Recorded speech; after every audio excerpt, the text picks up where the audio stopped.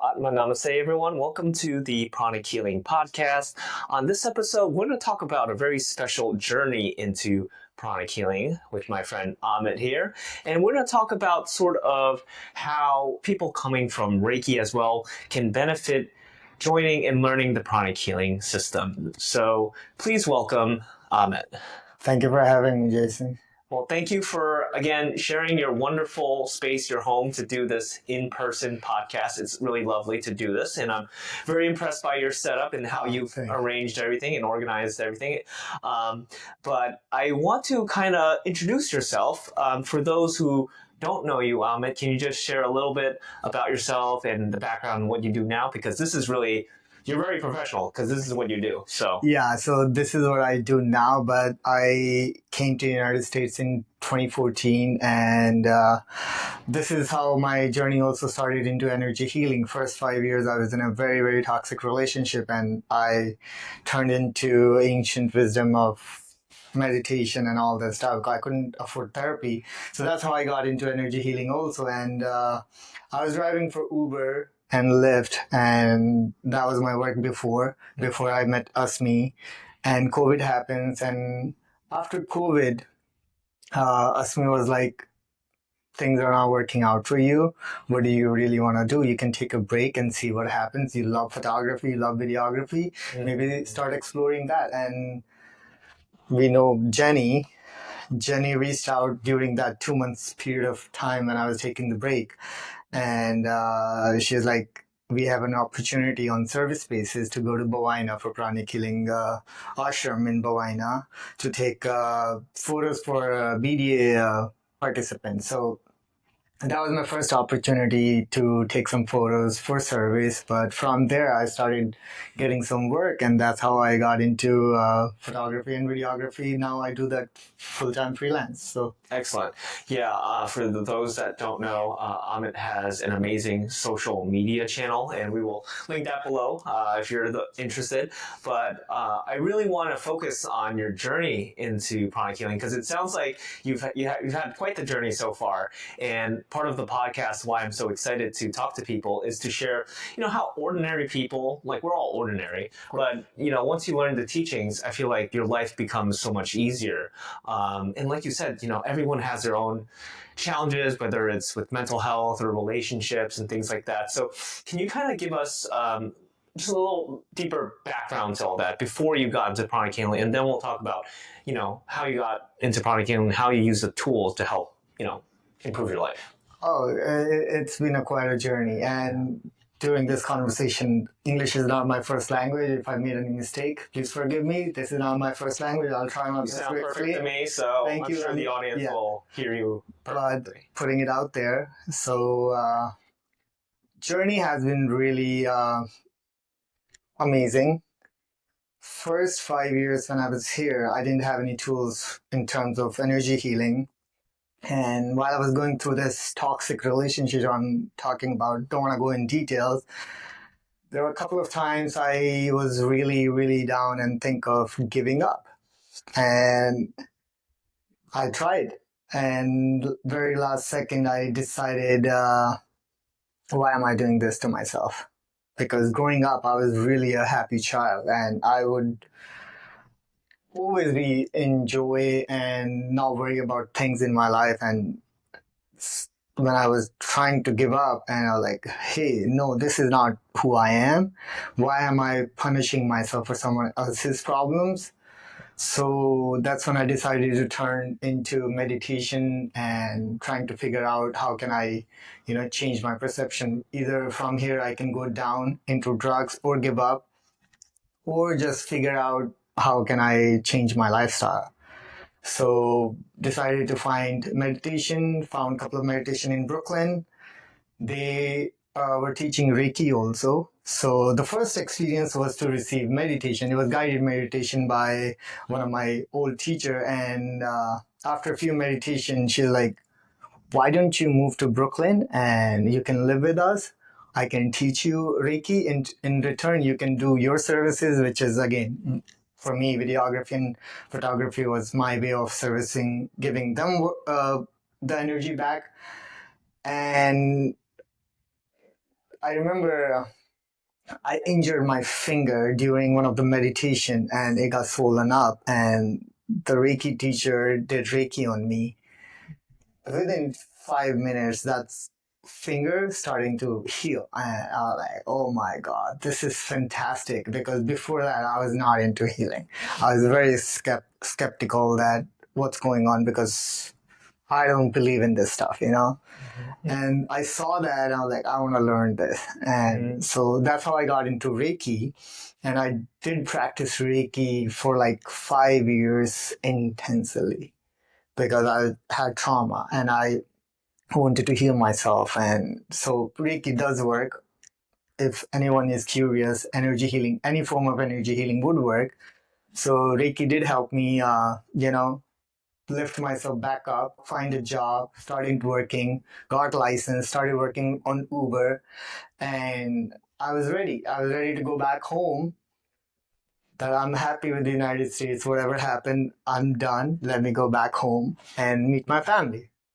That's when I started dating Asmi, and COVID happened. And we all know what happened in COVID. I couldn't travel back. There was no way. I tried so hard to go back, couldn't go back. And we started just talking, and she was already a pranic healer back then.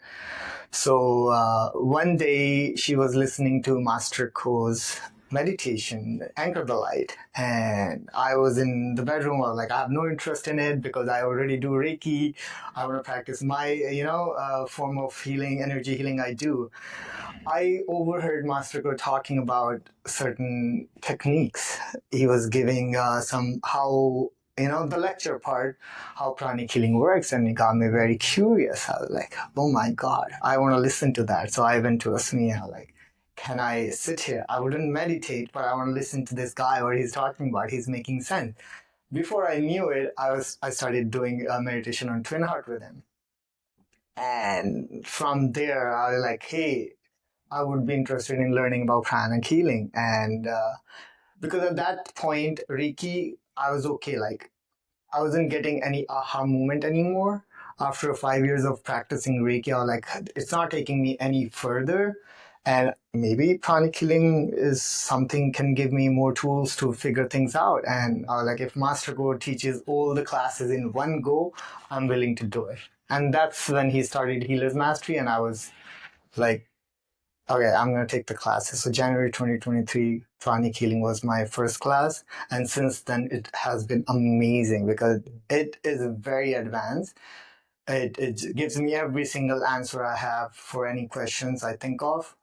So yeah, Pranic Healing has been a big journey for me. Yeah. Well, thank you for sharing that, Amit.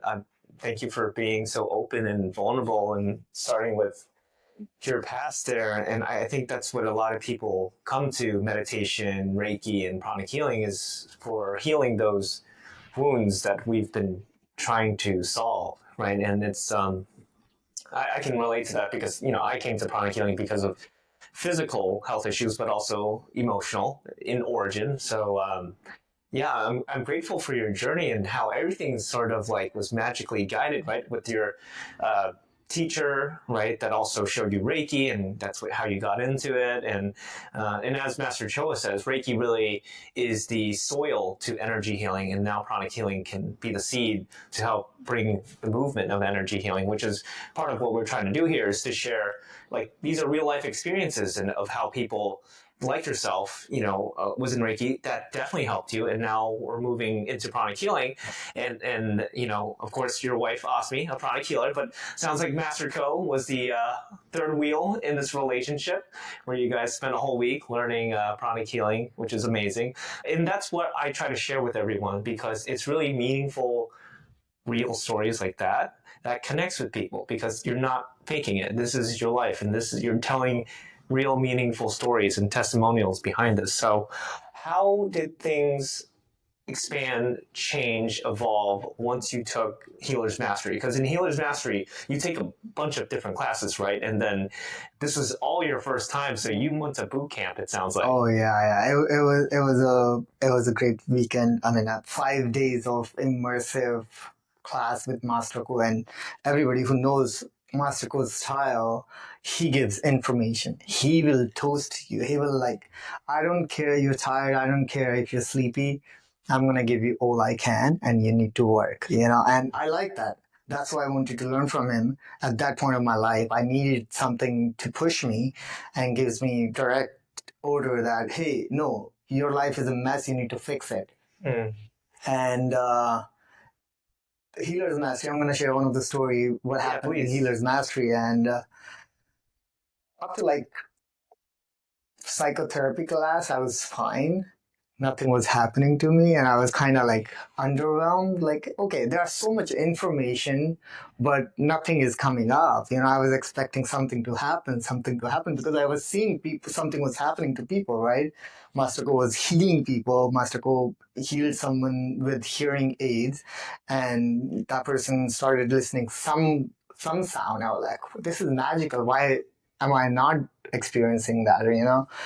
This crystal class, someone was doing crystal healing on me, and things just started to move, and my energy shifted, and I'm angry, I'm frustrated. Asmi, my wife, came up to me, are you okay? And I was kind of rude to her, and she was like, I'm trying to help you, why are you rude to me? And I was like, I have no idea. And that moment I realized something is coming up. I have to let go and ask for help. And I told Asmi, can you bring a healer who can heal me at this moment? Because there is some old trauma is coming out, and I don't know, because I've never been rude to her. And I was like, oh, this is not who I am. Maybe it's some past, some childhood trauma, some resentment coming up. And the healing happened in that moment. And I cried for 30 minutes.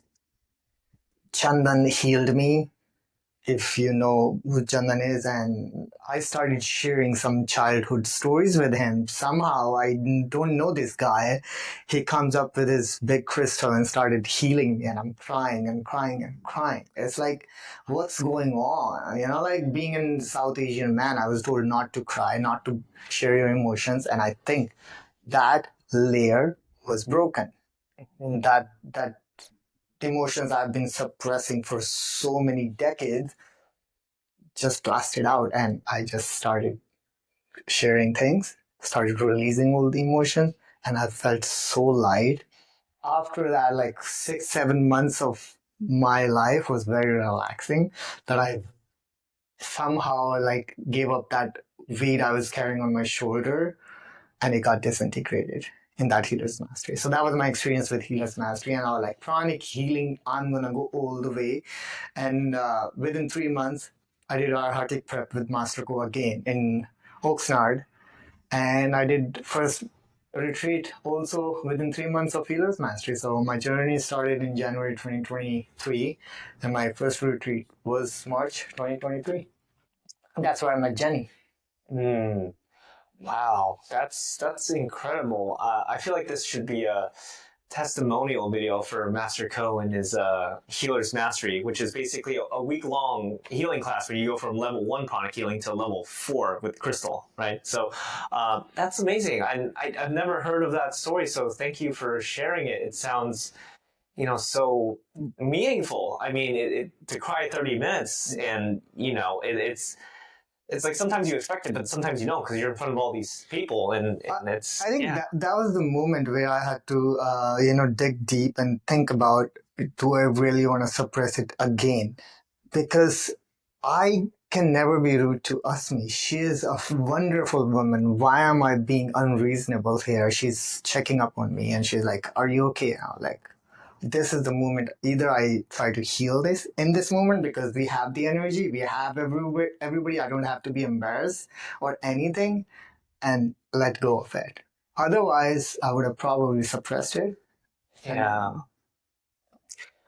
And I think everyone, but especially if you identify as a man, you know, straight man out there, you know how it can be almost toxic masculinity, right? To suppress the urges of more of the yin or feminine side of us, right? Because we're balanced of both masculine and feminine energy. And I resonate with that because I've struggled with that too, in expressing that side and allowing those emotions to come up as they are. because when, as we know in pranic healing, when you have suppressed emotions and thoughts, that's where disease comes from. And that can be in the form of depression, which is obvious, anxiety, but also physical disease. And for me, my journey was with eczema, which is a chronic inflammatory skin condition, but that came from suppressed emotions as well.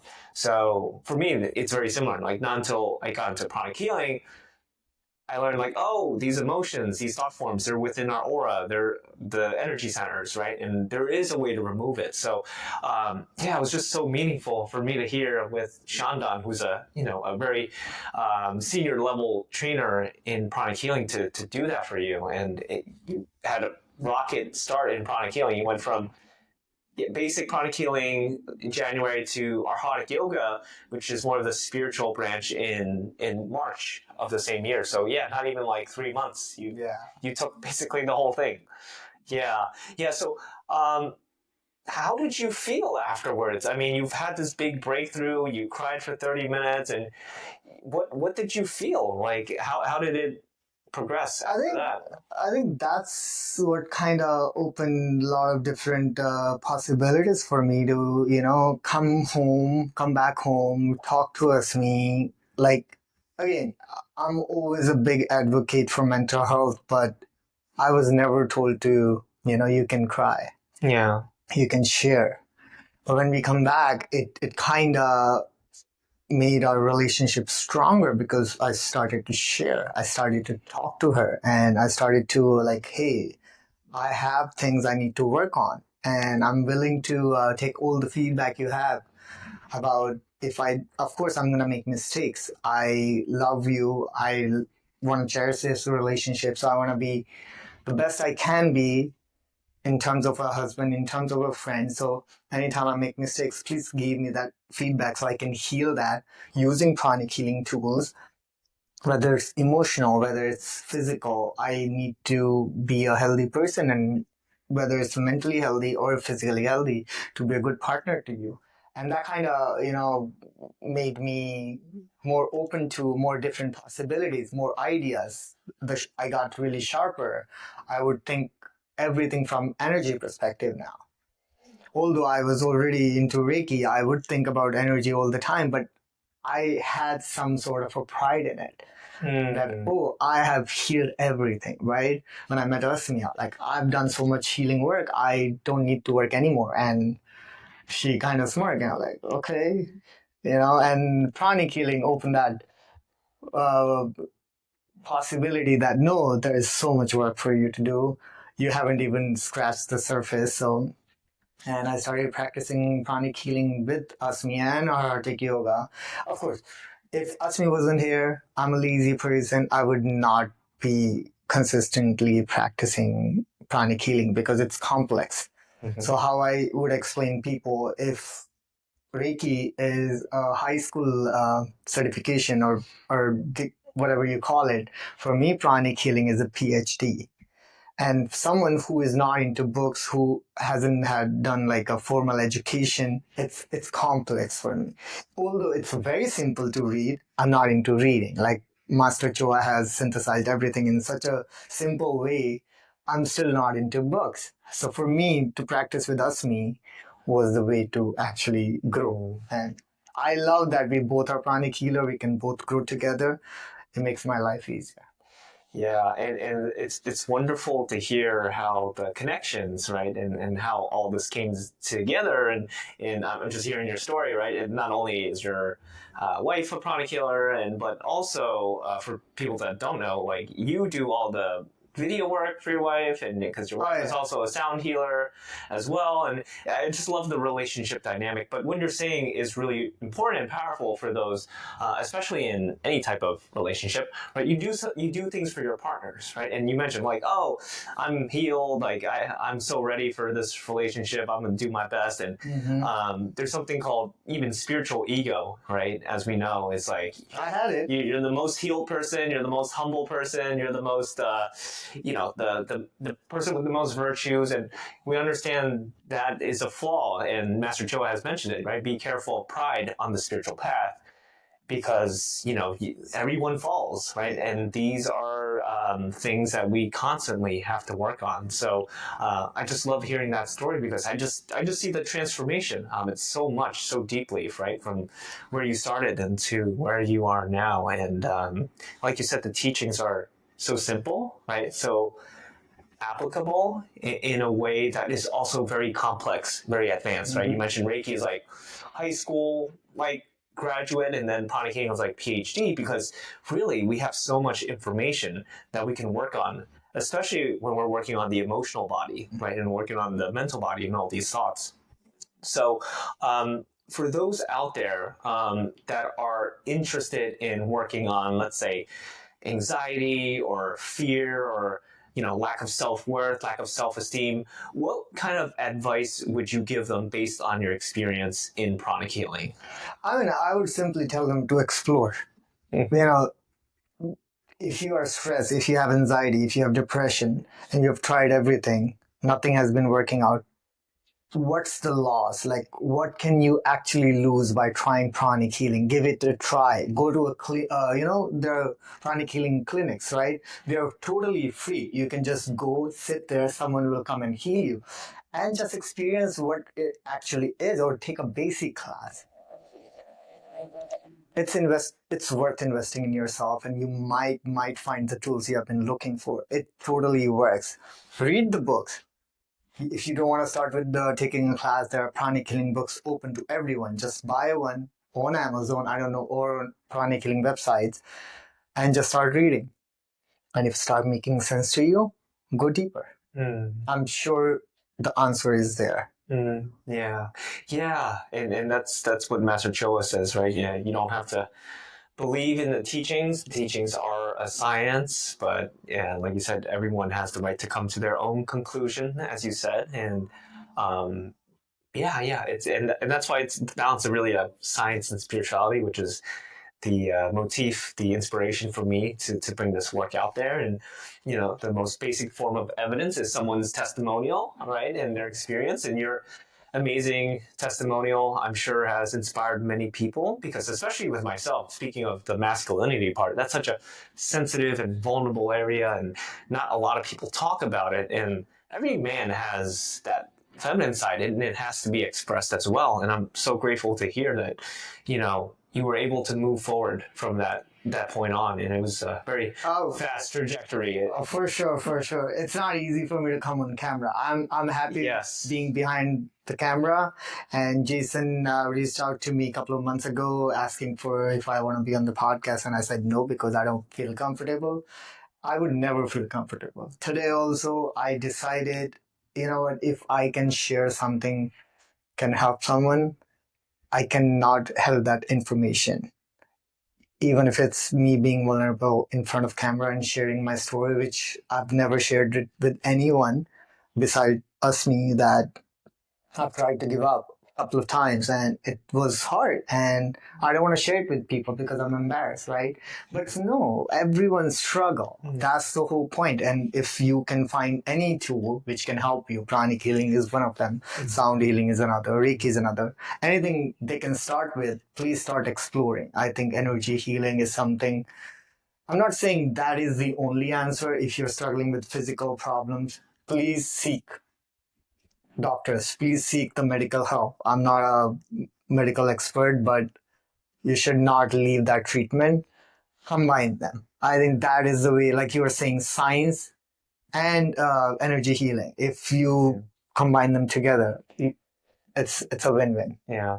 Well, thank you for sharing that. And I know how big of a deal this podcast was. And I would like to change the story. I think that, a lot of people, when they share their vulnerabilities, even myself, it took a while, but I did feel embarrassed at first. But there's so much courage I hear from you in your voice in sharing that. So thank you, because again, your courage in sharing this has helped a lot of people, because it immediately impacted me, because I didn't hear that story. That was the first time me hearing that. And Jason is one of my we're friends. So it means a lot. I mean, it definitely means a lot to me and to hopefully everyone else that's listening, and just to show like the humanity, right, of this process of life and the path of spirituality. And yes, we're talking about pranic healing, but we're talking about someone's life, your life, right? And it's such a a meaningful story. And thank you for sharing that. It's amazing for me to hear, and I'm grateful to share the space and to hold a safe space where we can talk about this. I mean, thank you for providing the platform, right? I would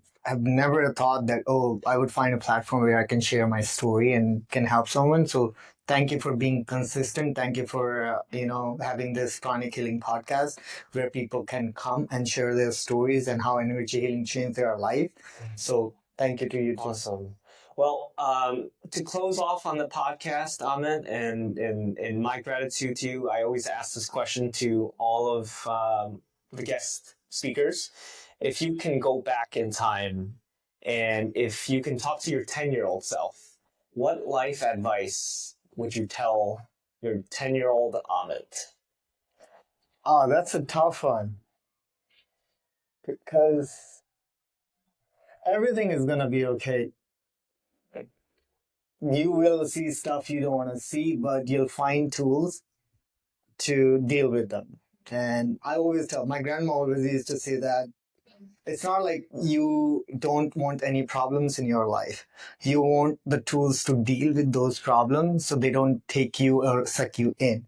So, my old self, I would say that just be who you are and everything will work out. Yeah, that's so beautiful. And you know what's so funny? I feel like most people say that. They said they wouldn't change anything. Just be who you are. Everything's gonna be okay. It's gonna be a bumpy ride, but it's gonna be okay. Yeah. And yeah, you will be provided the tools to help you get through this. Exactly. Yeah.